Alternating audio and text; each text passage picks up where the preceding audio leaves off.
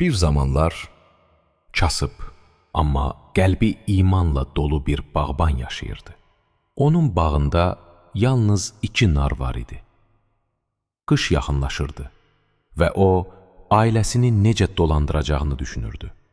Bir gün kəndin varlı bir adamı gəldi və dedi, «Bağban, mənə o narı sat, mən sənə çox pul verəcəyəm». Bağban isə sakitcə cavab verdi, «Bu narı sata bilmərəm. O, yalnız meyvə deyil. O, Allahın mənə göndərdiyi bərəkətdir».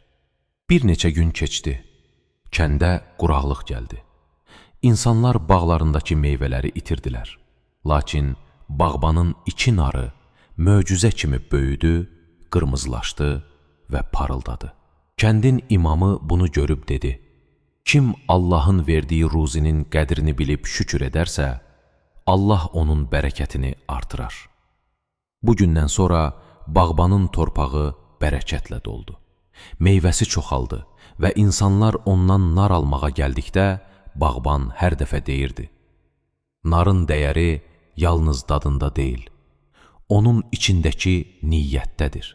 İbrət budur ki, bəzən böyük pullarla qaçdığımız şeylər əslində Allahın bizə verdiyi sınaqdır. Şükür edən heç vaxt uduzmaz.